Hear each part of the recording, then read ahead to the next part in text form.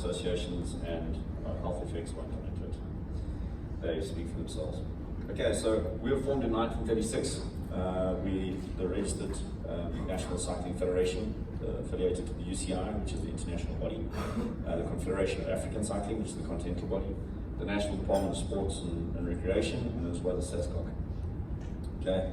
Our mandate obviously is to promote, grow and develop the sport of cycling across South Africa, to ensure sport is accessible to all, and to identify and promote high performance sport to develop a competitive nation.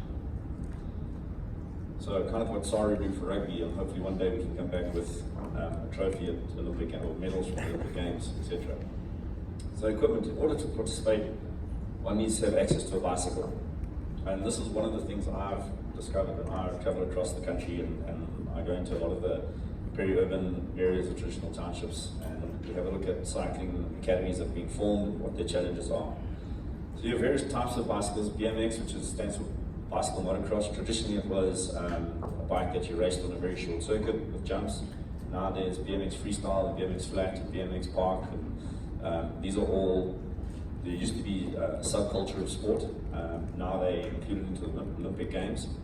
And it is an incredible way to see how we used to assume that BMX park and skate and stuff was very much for the guys with tattoos who didn't conform to anything, etc., and you know, they weren't really mainline sport. But in actual fact, these guys have a very high value set, and it's quite amazing what they do. Then track cycling is use of velodromes. It's a single speed mountain bike with a fixed cog. There's no brakes on the bike, which is a different sport altogether. Obviously road cycling, mountain biking, which is off-road, and then we have our paracyclists who use hand cycles and tricycles for people with head injuries. Okay, and the main thing is the bicycle needs to be maintained. And in our plenary session yesterday, Sipho from Bella Kaya actually raised a very good point where he said, you know, they got a donation of 150 bikes from a sponsor. The problem is who budgets for the maintenance of those bikes? Because after 2,000 kilometers or 3,000 kilometers on a road bike, you're looking at changing the drivetrain, which can cost anything up to 3,000 or 4,000 rand, depending on what quality you have. It could be 30,000, 40,000 rand. Brake pads, a mountain bike, disc brakes, you go through a bit of mud. In one race, you could go through brake pads altogether, and if you don't have the access to the spares to fix them or the budget to do so, that bike is actually pretty useless. Okay, the limiting factor in rural and urban sports development is limited access to equipment, which I'm talking about. Soweto, 1 million people live in Soweto, there's not one bike shop. And we have to explore why. And if there's no bike shops, there's limited access to the sport. And we as a federation need to develop and try and move that process along. And that's engaging with our industry. You know, in South Africa, the Western Cape gave me the economic figures. 1.1 billion rands of cycling equipment was imported into South Africa in the 2017-2018 financial year, and about 100 million was exported. But that 1.1 billion doesn't find its way into where the vast majority of our country lies. And that is a crying shame. And we need to address that and find out why the industry is not pushing for the opening of stores and service centres into our townships and traditional townships and very urban areas. Cycling SA is involved in programs to develop areas with traditional townships, rural areas, and requires extensive public and private sponsorships. So a lot of CSI spend, which is where we're trying to focus on, and also enterprise development. Okay, part of that is not just giving people bicycles and equipment, but it's also developing a skill set. And here we've established alliances with the UCI, and we're now allowed to run UCI Level 1 coaching courses in South Africa. The Level 1 coaching course starts on the very basics of bike setup, how to ride a bike, basic program. So at least we can develop a culture of some form of goal towards performance. But it doesn't stop there. Once you do a Level 1, you can go to Level 2, Level 3, and those coaches who want can progress right up into becoming professional coaches and coaches on international teams, and there's opportunities around the world. Commissaires, these are our officials or referees. And once again, it's not just about local. You can develop through the chain and become an international commissaire when the UCI starts flying you around the world, and you can officiate at events like the Olympic Games, Tour de France, if you apply yourself. So there's a career opportunity in the official side of the sport as well. The mechanics courses, our colleagues at Quebec and then they do mechanics courses. But in the last 2 years, we worked with an organization that developed a wholesale and retail CETA NQF course for basic mechanics. That has now been approved and is an actual official course. So TVT colleges or any other CETA recognized organization will be able to get access to that material and run a mechanics course. This obviously gives a mechanic a formal qualification and also enables companies to then invest in the development of mechanics, because through the SDL levy rebate system. Okay. Our colleagues in the Western Cape PPA, they have a very good road safety program and they distribute bikes. And this is very essential, not just for keeping the riders safe on the road, but hopefully that translates to 10, 15 years time when those road users have grown up and now starting vehicles of their own, that they have a firm understanding of road safety, and that stays with them for the rest of their life. As Cycling South Africa, one of our challenges is to develop an education program on actually how the sport works. Because it's fine, you get a bike and you go and ride every week, but if you don't know how to progress in the sport or what the opportunities that lie in the sport are, then we're failing the nation in any case. So we need to work on that with some serious speed. Okay, so infrastructure challenges. Okay, road cycling. Is the same as very much as an everyday commuter requires, and that is a good, healthy road network. Not one that's crumbling and full of potholes and has no verge. We need an area for riders to ride. We also have, when it comes to events, events form a critical part of our organization as a whole. I know Pedal Power Association, their model works on hosting a number of events to try and generate an income to keep what they're doing sustainable, very much the same as a lot of other organizations. But we have a huge disparity with provincial and municipal services when it comes to traffic control and road usage. And the cost can vary from nothing up to 60, 70,000 Rand, which starts making the events unsustainable. And I think that's where government needs to come in and write a policy on road usage for sporting events. Affordable rates, and the biggest thing is compliant motorists. Even in some of the biggest events in the country where there's full road closure, somehow motorists still manage to get onto the circuit and it causes mayhem. Track cycling. Okay, track cycling requires a velodrome. The only indoor velodrome in the country is the one in Bellville in the Western Cape. And we ran the risk of that being closed and was sold off to a developer in 2009. This year in August, they finally had the open public discussions about it, and as to what the future of that velodrome was going to hold. A lot of these velodromes around the country are perceived to be unutilized, but not everybody goes there every single day to go and see who's on the track, who's riding it, or whatever. This specific velodrome here is the one inside New Brighton in Nelson Mandela Bay Metro. It's called the Chevrolet Stadium. It's also fallen into derelict. A lot of our city council or civil servants have no idea what a velodrome's for, and they don't understand the sport. It's not their fault, they have never been educated in the process. It's for us as a federation to highlight these and make these into cycling hubs. And this particular velodrome has 10 schools within a 2-kilometer radius of it. It's a perfect venue to create a cycling hub to develop and grow the sport.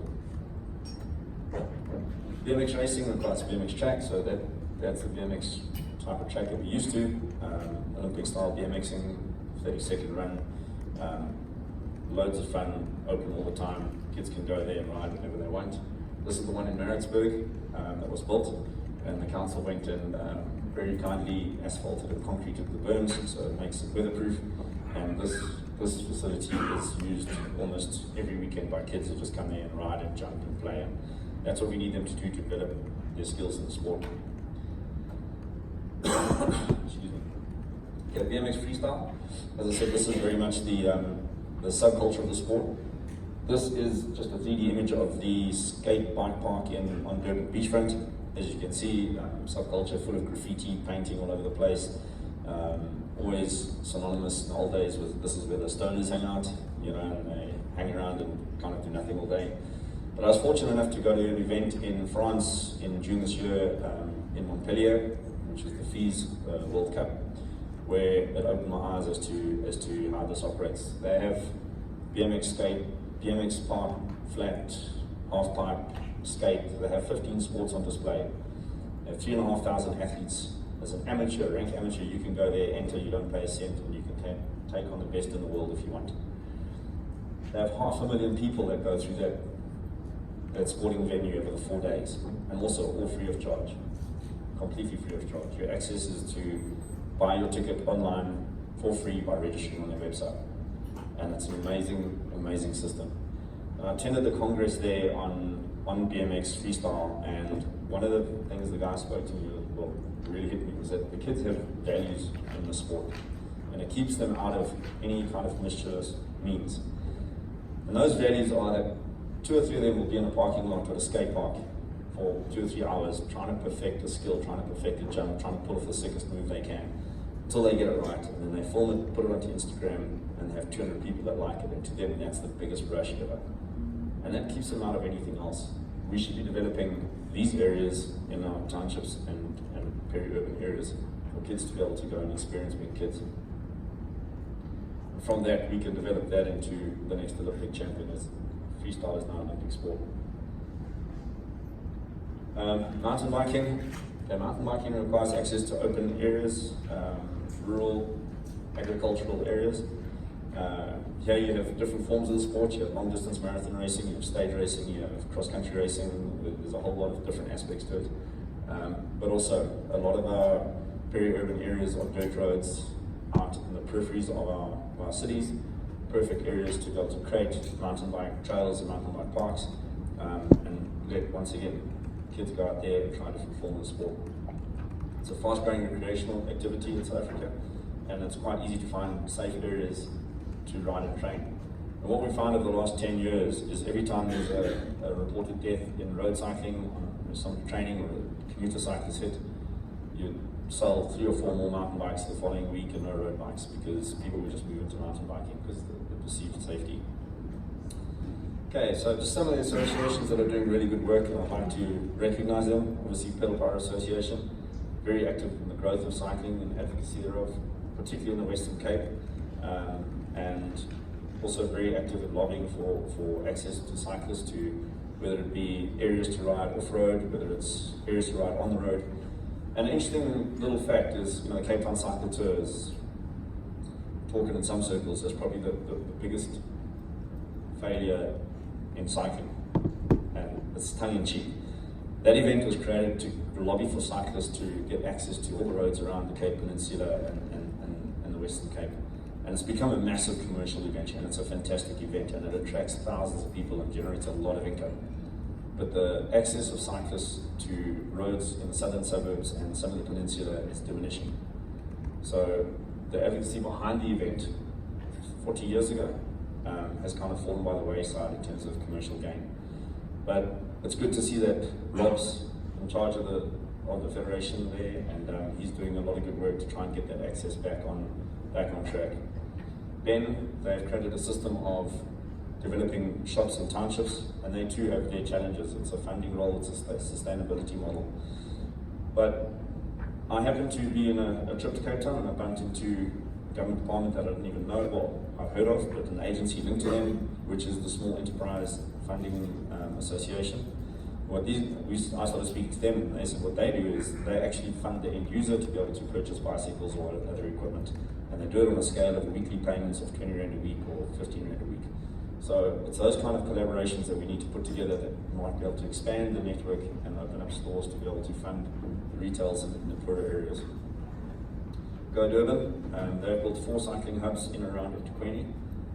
It's a very sustainable project. The first one I visited was in Anderdam. I've taken so many people there to show them. I think it's an absolutely fantastic facility. They then opened one in Quadabeka, then they opened one in Komashu, and I was chatting to, it's Rocky, they've opened one in Chesterville. Also a fantastic program, and it's about upliftment. It's not just about kids on bikes, it's a complete mind shift. Okay, we have various academies across South Africa that are doing incredible work based on the success of organizations like Velakaya, Songa Info. A lot of the kids or young adults in other areas have followed that, and now we see a plethora of academies growing in our townships and areas. And it's how do we support them, because these are the future of our sport. We also have engaged in highlighting the association as being best in class, striving to create a collaborative partnership. So it's bringing the likes of what PPA does, what Ben does, what Rebecca does. How do we work together? How do we fund and have a common goal to be able to take a kid who gets a commuter cyclist into a sporting cyclist? How do we make sure he has access to spares that keeps his bike going? How does his family buying, get clothing, etc., etc. And we need to work on those collaborations and see how we can come up with best in class. In Nelson Mandela Bay, we established a program there which is just kicking off. They were looking for some major cycling events, and what we proposed to them is not just major cycling events, but a 3-year legacy attached to that. They couldn't have one, they had to take both. And that was to establish cycling hubs in New Brighton, in KwaBotle, which is Dispatch, and Newton Lake, and to be able to take events into the areas that have never had cycling events before. And in this process, I also do an event in Limpopo called the Tour de Limpopo. It's a 4-day UCI stage race for road cycling. And I actively engage only using SMEs and EMEs in putting on the event.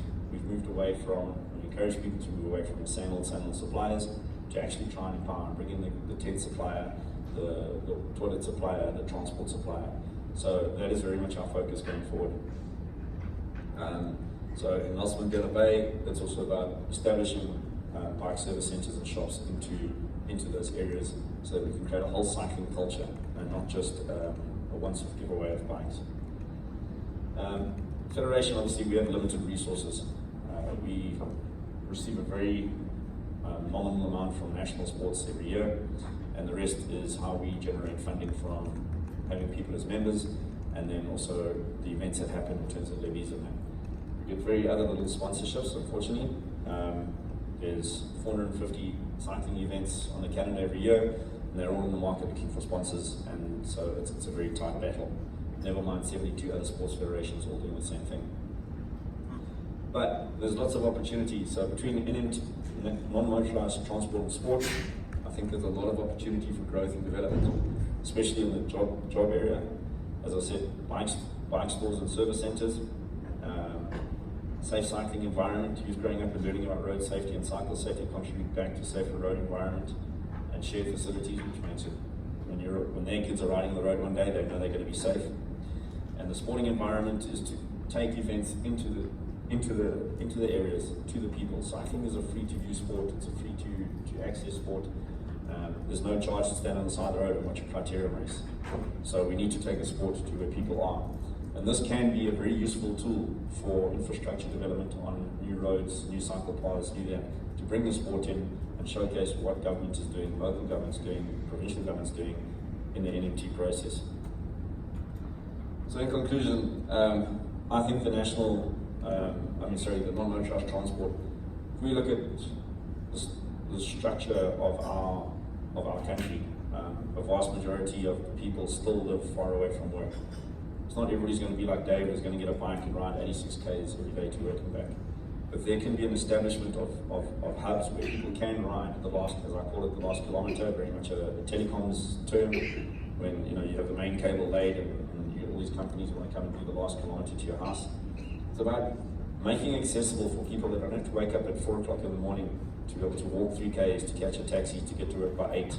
And in the evening at 5 o'clock, walk 2 k's to a taxi and then get home by 9 o'clock. That's not a life anybody wants to aspire to.